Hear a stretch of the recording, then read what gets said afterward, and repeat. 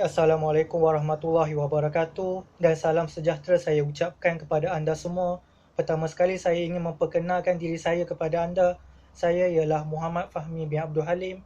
Nombor matrik saya ialah D2110508. Untuk pengetahuan anda, saya merupakan pelajar semester 1 Diploma Kaunseling. Okey, untuk kumpulan pertama, kami ingin membentangkan kepada anda tentang asas biologi manusia. Okey, untuk bahagian saya pula, saya ingin menerangkan kepada anda sedikit tentang biologi dan struktur sistem saraf.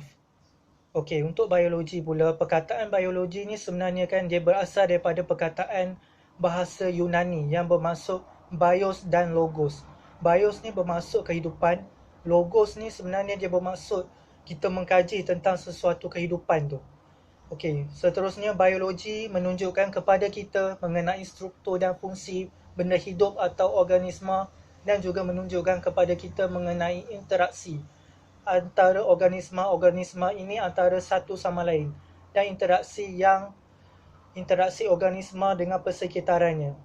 Ini bermakna biologi ni memang penting dan sistem kehidupan ni memang penting sebab dia orang berkait rapat dengan kehidupan manusia, tumbuh-tumbuhan, haiwan dan sebagainya. Okey, untuk bahagian seterusnya, untuk struktur sistem saraf. Okey, sistem saraf ni dia adalah sejenis jaringan fiziologikal yang membolehkan kita berinteraksi dengan persekitaran. Melalui sistem saraf ni lah kita dapat memproses, kita dapat bertindak balas terhadap maklumat mengenai persekitaran dan juga dalam diri kita sendiri. Okey, seterusnya sistem saraf ni sebenarnya dia dibahagikan kepada dua bahagian, iaitu sistem saraf pusat yang terdiri daripada otak dan batang spinal dan juga sistem saraf periferi iaitu autonomik dan somatik. Sistem saraf pusat ni sebenarnya dia dikawal oleh lapisan tulang dan di bahagian luar dan juga tercecair di bahagian dalam. Okey, seterusnya jenis-jenis saraf dalam sistem saraf yang termasuknya ialah otak dan batang spinal. Okey, otak ni sebenarnya adalah organ dalam kepala kita yang bertanggungjawab untuk merasionalisasikan pemikiran kita, untuk emosi kita, untuk motivasi. Otak ni sebenarnya dia menggunakan hampir 1/5 daripada darah yang mengalir, iaitu glukos dan oksigen. Seterusnya untuk sistem saraf periferi.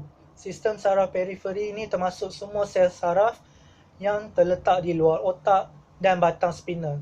Sebenarnya kan pada umumnya sistem saraf periferi ini menolong mendapat informasi daripada sistem saraf pusat dan menghantar ke bahagian-bahagian lain dalam badan kita. Sistem saraf periferi mempunyai dua bahagian, iaitu yang pertama ni adalah sistem saraf somatik yang mengawal otot rangka dengan cepat dan sistem saraf autonomik yang mengawal pergerakan otot yang tidak berangka. Otot yang tidak berangka ni maksudnya contoh macam kita punya saluran darah dan otot organ-organ dalaman badan kita.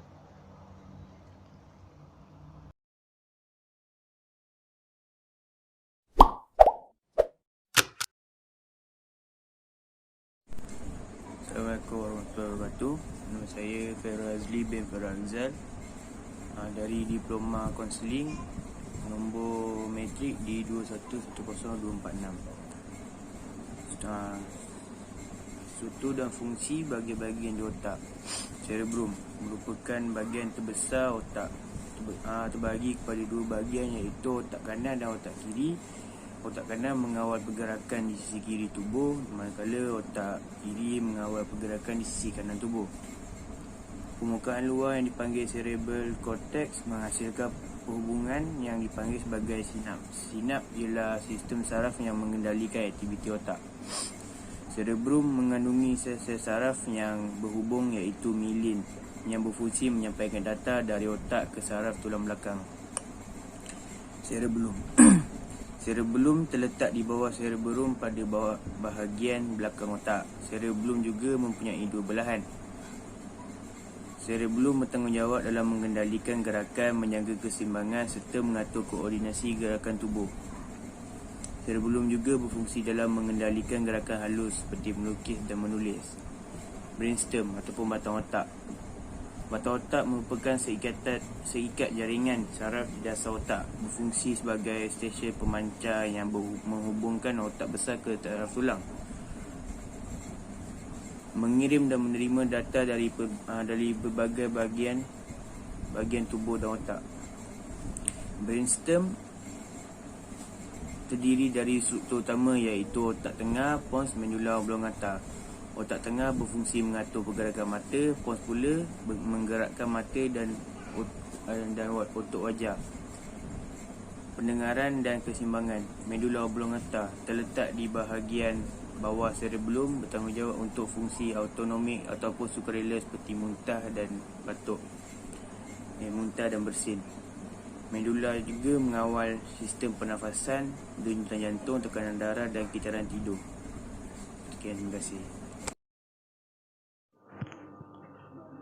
Kemudian, otak depan. Otak depan dibahagikan kepada 5 kawasan iaitu hipotalamus, thalamus, corpus callosum iaitu penghubung antara dua belahan otak, sistem limbik iaitu amigdala yang menguruskan emosi dan cortex cerebral. Hipotalamus bertindak sebagai pusat pengawal kepada beberapa pusat di dalam medula. Ia menolong mengawal tekanan darah dan respirasi. Ia mengawal suhu badan, keseimbangan air dalam badan, tekanan darah dan emosi. Hipotalamus berada di bawah pangkal thalamus dan ia adalah bahagian yang terkecil di dalam otak. Kemudian, korteks cerebral. Ia terlibat dengan aktiviti bertaraf tinggi seperti kecerdasan ingatan dan personaliti. Maklumat deria daripada kawasan-kawasan periferi badan melorongi batang spinal, otak belakang dan otak tengah. Diterima dan diinterpretasikan dalam korteks cerebral. Maklumat motor sebaliknya daripada korteks akan melalui bahagian otak untuk menuju ke bahagian-bahagian lain dalam badan. Pembahagian korteks cerebral mengikut lobus memperlihatkan 4 lobus iaitu frontal, parietal, temporal dan occipital. Kemudian, penerangan tentang lobus frontal, lobus parietal, lobus temporal dan lobus occipital. Yang pertama, lobus frontal. Lobus frontal adalah yang paling besar. Ia terletak di bahagian depan tengkorak. Fungsi utama ialah khusus untuk merancang, penumpuan, pemikiran, abstrak, ingatan, melaksana dan sebagainya. Lobus parietal pula adalah untuk persepsi, iaitu analisis informasi sensori daripada 5 organ sensori. Ia menghantar interpretasi informasi kepada thalamus dan kawasan korteks lain. Kemudian, lobus temporal pula, ia mengandungi kawasan penting untuk integrasi kesentuhan, visual dan pemikiran. Kemudian, lobus occipital, ia adalah interpretasi visual. Kemudian, fungsi otak. Otak terbahagi kepada 2 iaitu otak kanan dan otak kiri. Kanan ialah memperkembang hal-hal bersifat artistik, kreativiti, perasaan emosi, gaya bahasa, muzik, hubungan sosial dan ia lebih kepada mengurus pola fikiran kreatif manusia. Kemudian otak kiri pula, ia dikaitkan dengan fungsi akademik, kemampuan bercakap, kemampuan berbahasa, logik dan analisis. Ia banyak berkait dengan kemampuan matematik dan cara untuk menyelesaikan sesuatu masalah. Sekian, terima kasih.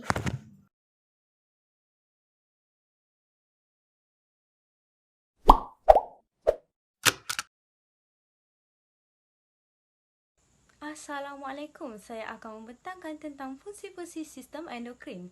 Sistem endokrin mempunyai beberapa kelenjar yang mengeluarkan hormon-hormon tertentu. Antaranya ialah kelenjar adrenal, kelompok Langerhans, kelenjar seks, kelenjar thyroid, kelenjar parathyroid dan akhir sekali kelenjar pituitary. Seterusnya di sini ialah posisi kelenjar-kelenjar sistem endokrin manusia. Seterusnya, penerangan bagi sistem endokrin yang pertama iaitu kelenjar adrenal.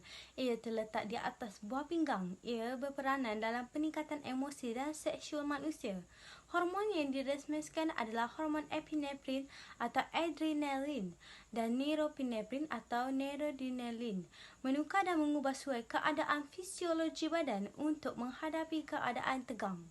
Tugas hormon epinefrin ialah meningkatkan tekanan darah melalui peningkatan degupan jantung. Ia juga meningkatkan metabolisme badan. Tugas hormon norepinefrin ialah menyiapkan individu dalam menghadapi bahaya.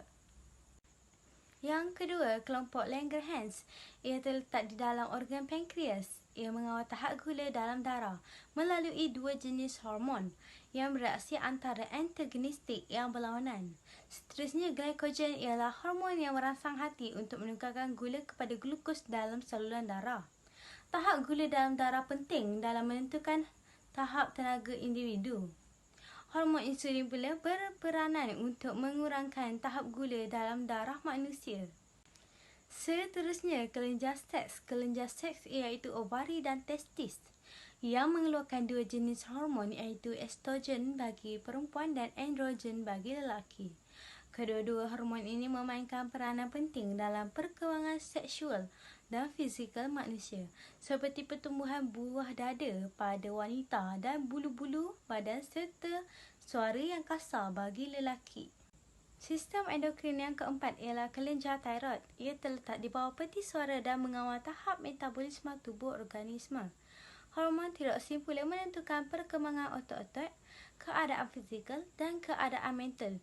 Jika terdapat kekurangan hormon, ia akan menunjukkan lemah otot, lembab dan terencah akal. Seterusnya, menentukan berat badan individu. Seperti orang yang kurus mempunyai metabolisme tinggi, kelenjar tiroid mengeluarkan hormon tiroksin ini secara berlebihan. Yang kelima, kelenjar parathyroid. Ia terletak di dalam kelenjar tiroid. Ia mengeluarkan hormon parathyroid. Parathyroid penting untuk perkembangan sistem saraf manusia. Jika hormon ini meremeskan secara berlebihan, sistem saraf akan menjadi lebih aktif daripada biasa dan individu akan menjadi penat. Akhir sekali, kelenjar pituitary yang diistilahkan sebagai raja kelenjar. Ia terletak di bawah organ otak dan dikawal oleh hypothalamus. Tugasnya mengawal aktiviti kelenjar-kelenjar lain dalam sistem endokrin. Ia mengeluarkan hormon untuk mengawal tekanan darah, keadaan haus, pertumbuhan fizikal pada badan manusia. Jika diremeskan dalam kuantiti berlebihan, individu akan menjadi besar dan jika sedikit, individu akan menjadi kerdil. Sekian daripada saya tentang fungsi-fungsi sistem endokrin.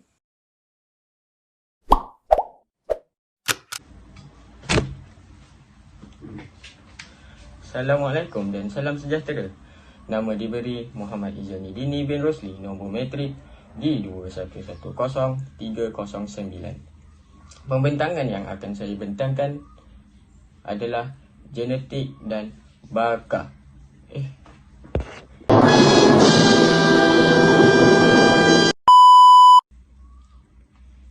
Pembentangan yang saya akan bentang pada hari ini adalah genetik dan baka. Jangan salah sebut, lain maksud dia nanti. Baka sebagai satu faktor yang mempengaruhi personaliti telah tertumpu kepada trait. Khususnya, trait yang manakah yang diwarisi dan trait yang mana pula yang mudah dipengaruhi oleh persekitaran. Faktor-faktor genetik menghasilkan pembawaan atau potensi untuk perkembangan dan bukan menghasilkan trait-trait badan dan tingkah laku secara langsung. Dipercayai bahawa baka meletakkan had-had yang tidak dapat dilintasi untuk perkembangan seterusnya walaupun persekitaran yang diberi sangat baik. Sebagai contoh, ujian kecerdasan tidak dapat mengesan potensi yang diwarisi. Ujian itu hanya menunjukkan taraf perkembangan potensi tersebut pada masa ujian diambil. Peranan baka di dalam aspek-aspek perkembangan adalah berbeza. Pengaruh baka adalah lebih bagi ciri-ciri fizikal dibandingkan dengan intelek. Begitu juga personaliti sosial tidak begitu terhad oleh baka dan sangat dipengaruhi oleh persekitaran.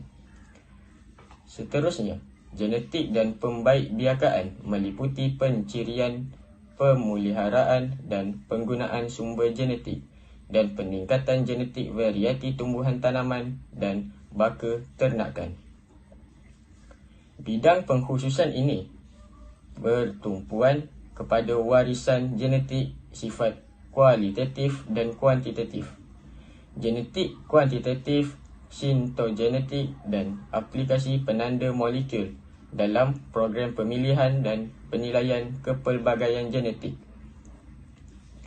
Penyelidikan mungkin genetik kuantitatif, genetik molekul atau gabungan kedua-duanya.